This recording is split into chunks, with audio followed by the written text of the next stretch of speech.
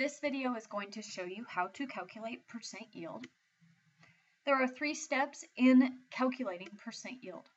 The first step is to determine the limiting reactant, which is also the limiting reagent. This is your reactant that is fully consumed. It limits the amount of product that can form, and it is the reactant that produces the least amount of product. The second thing you need is to find the theoretical yield. This is the amount of product that should be obtained if your reaction works perfectly and no material is lost. In other words, it is the amount of product formed from the limiting reactant. And finally, your third step is to determine the percent yield. Your formula for calculating percent yield is actual divided by theoretical times 100. The actual yield is the amount of product that you actually obtain in the experiment. This is what you will determine in the lab. Your theoretical yield, we calculated in step 2. You do actual divided by theoretical, multiply by 100, and that is your percent yield. If your percent yield is over 100%, it means you have error. Your product is wet, it's contaminated, you have not produced what you thought you produced, something to that effect. So here's an example of a problem. It says, in an experiment, 2 grams of salicylic acid reacted with 4 milliliters of acetic anhydride to produce 1.5 grams of acetylsalicylic acid. So we're making aspirin. And you're asked to determine the percent yield. This is your balanced equation down here. So you have salicylic acid, you have 1 mole of salicylic acid reacting with 1 mole of acetic anhydride. This produces 1 mole of acetylsalicylic acid and 1 mole of acetic anhydride. The first thing we're going to want to do is to determine our limiting reactant. We're going to take the mass of each reactant and convert that into the mass of the product that we're actually producing. We want to take the 2 grams of salicylic acid, turn that into moles so that you can use a mole-to-mole ratio, and then turn that into the mass of acetylsalicylic acid. So here we go. This is your salicylic acid. Turn that into moles using molar mass. This is the mass of 7 carbons, 6 hydrogens, and 3 oxygens. Your mole-to-mole ratio comes from your balanced equation. Everything was a 1-to-1 to 1-to-1 ratio. This will leave you with moles of acetylsalicylic acid up on top.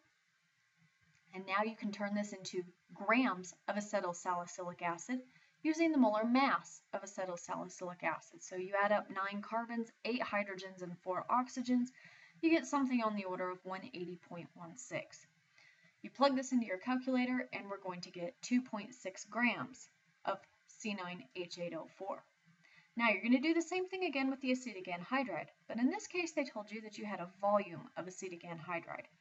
If you start with a volume of a reactant and you need to determine a theoretical yield, you need to find the density, and the density was given.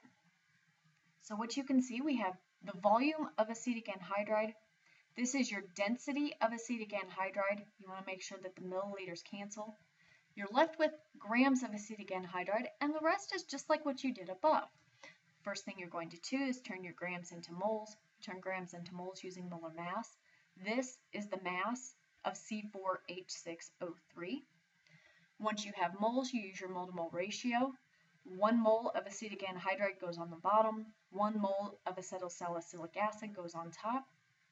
This leaves you with acetylsalicylic acid. Finally, your last step is to use your molar mass of acetylsalicylic acid. Moles go on the bottom, your units cancel, you're left with grams. You plug this into your calculator, you get 7.6 grams. From this calculation, you can see that the salicylic acid is your limiting reactant. What makes it your limiting reactant? It produces the smallest amount of product. So it means that your salicylic acid is used up first. You're going to have excess acetic anhydride, and you usually use something in order to decompose it or to get rid of it. Your theoretical yield in this case will be the 2.6 grams. So theoretically, with these amounts, we should not produce more than 2.6 grams of acetylsalicylic acid. Our last step is to find our percent yield. Your formula is actual divided by theoretical, multiply it by 100. Your actual yield was given to you in the problem on the previous slide. This is how much you actually obtained in the lab, it was 1.5 grams. Your theoretical yield is what you calculated up here. It is the smaller amount of product produced from your limiting reactant. You do actual divided by theoretical multiplied by 100, and you get 57.7%. Obviously, you're shooting for 100%. Hopefully, you recover 100% of the product. Since it's not 100%, it means you have some errors.